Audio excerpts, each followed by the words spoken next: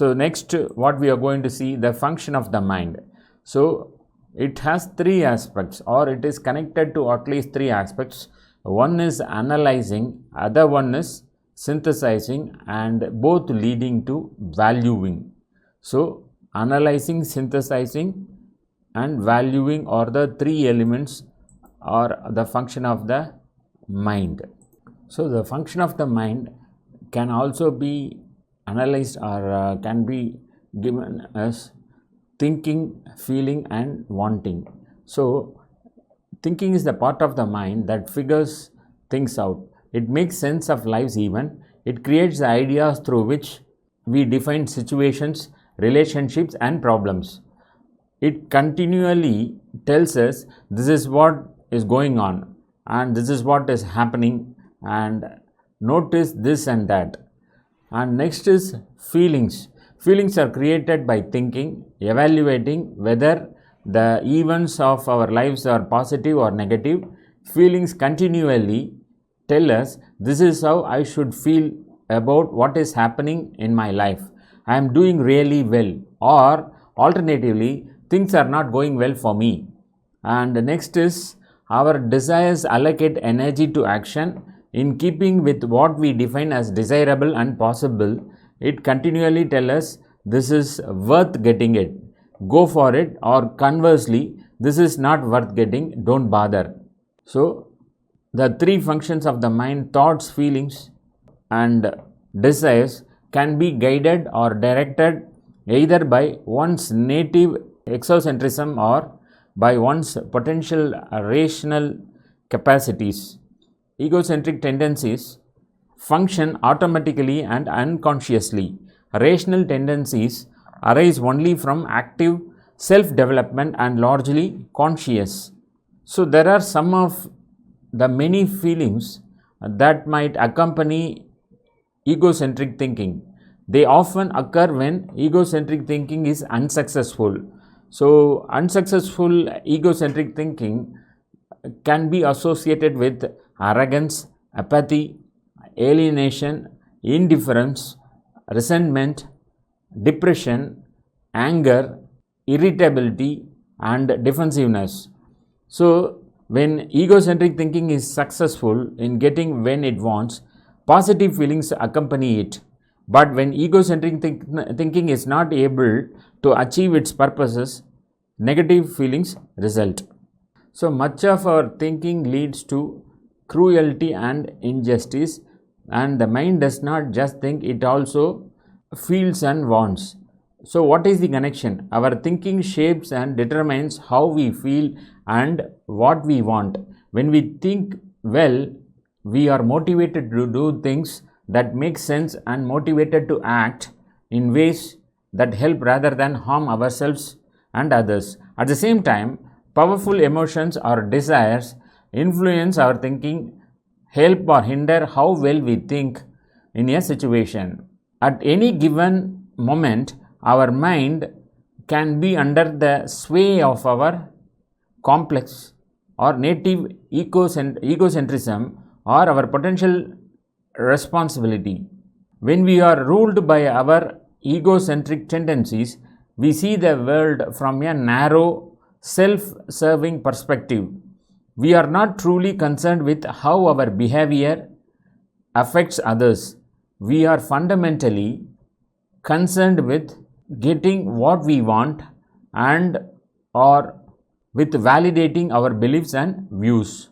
The key to understanding human thought then is to understand its essential duality, its capacity for egocentrism, that is being trapped in self-delusion, myth and illusion, and its capacity for reasonability, freeing itself from self-delusion, myth and illusion. Though thinking, feeling and wanting are in principle equally important, it is only through thinking that we take command of our minds. It is through thinking that we figure out what is going wrong with our thinking. It is through thinking that we figure out how to deal with destructive emotions. It is through thinking that we change unproductive desires to productive ones.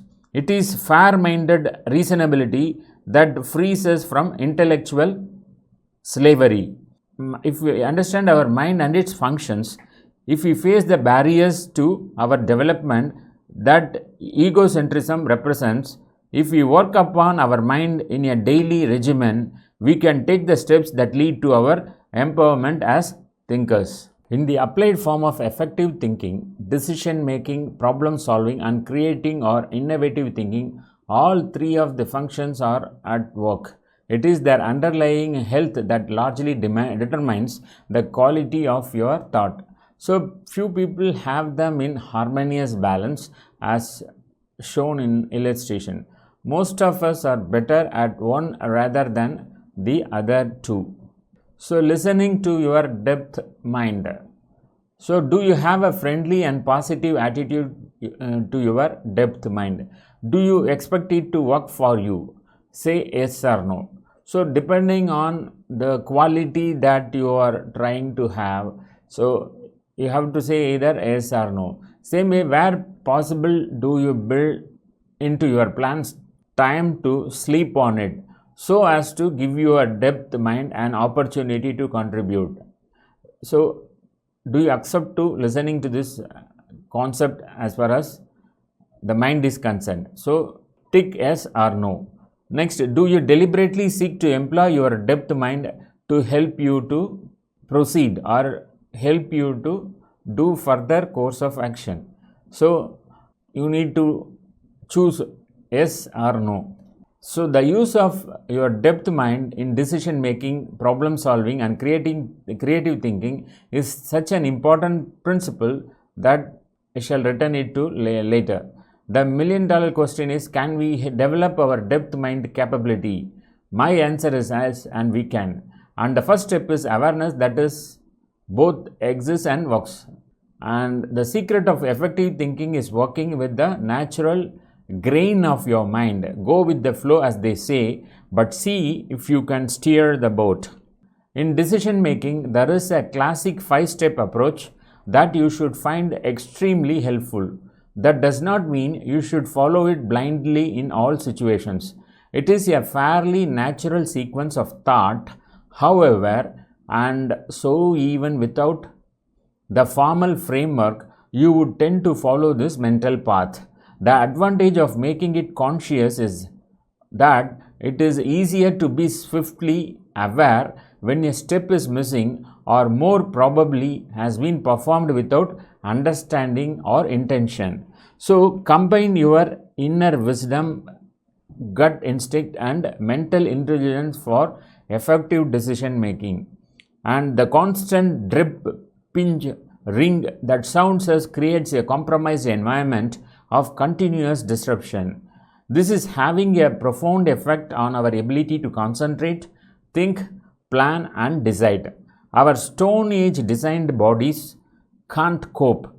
Confronted with endless data, our heart beats faster, our breathing comes shallow, our bodies shift into crisis mode. Making decisions become difficult as we can't access our inner wisdom unencumbered from all the noise. So, wise decisions will be. Recent neuroscience has uncovered that we have complex and functional neural networks or brains in our heart and gut as well as our head, and that these are just as critical to effective decision making as our minds.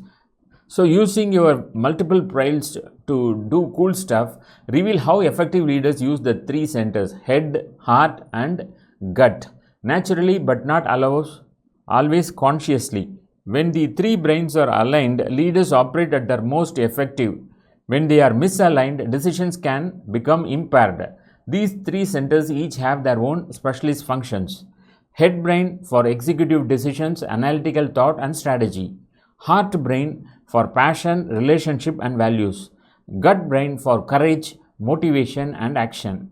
Evidence of these centers is littered throughout our vernacular. Listen to your gut instinct. Follow your heart. Deep in my heart, I know my gut is telling me something is wrong. But in the complex and volatile business environment, leaders can overlook the intuitive intelligence of other brains. At work, there is often a dissonance between the desires of the heart and logic of the head and the sense of self that comes from our gut. In the West, we don't much like to embrace the heart in the office, but working with the heart's wisdom is where embraining begins. In an organizational context, using the gut to do a heart-based job is often evidenced in the CEO who has a voracious appetite for growth. They typically have high-risk drives combined with a strong bias for action through mergers and acquisitions. Leaders who overlook the sensitivities of the heart do so at a cost. This was a contributing factor to the spectator failures we saw in the financial crisis in the earlier stages. Leaders were driven by profit, that is gut, and the system, head otherwise, above purpose, that is the heart, or any indeed real connection to their customers or staff, also heart. This disconnected way of working almost brought the Western economy to its knees. So, fast or slow? Where does that leave you when it comes to the art of making the right call on a difficult decision? The experts don't necessarily help.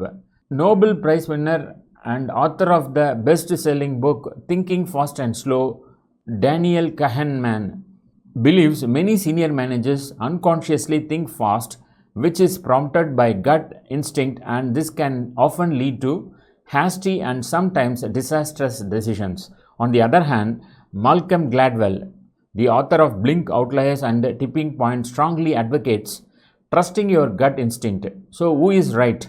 The answer is both of them. However, it is the skill of application where the real power of effective decision making is to be found. This is where embraining comes in. When you know the problem and the solution, then thinking fast is most productive and efficient approach to the task in hand. When the problem is complex and ambiguous, you need to take the problem on a reflective tour of your multiple brains to clarify if your intelligent networks are aligned. Embraining enables you to combine intuition with analysis and fast with slow thinking, providing a much stronger base for safer, clear and wise decisions. Multiple brain insight. So, using methodologies from cognitive linguistics and behavioral modeling, embraining is a comprehensive system for communicating with and integrating the intelligence of all the three brains. It starts with balanced breathing to access the intelligences, tuning into each of them and enabling them to talk to the other. This facilitates the brains to function at their highest expression. Head, creativity, heart, compassion, gut is courage. When this is achieved, the person's innate intuitive wisdom emerges and the quality of their decisions and actions become adaptively and generatively different. We are all clever enough dealing with the complex challenges of modern life and its seemingly endless demands. Business does not need more cleverness. What it needs more of is wisdom. Wisdom comes from a more holistic approach to organizational life, enabling us to make more effective decisions and take the right course of action. Balancing our heads, hearts and guts is the route map for us to be more creative, more compassionate and more courageous at work and life. The embraining process can help make you wiser and more effective.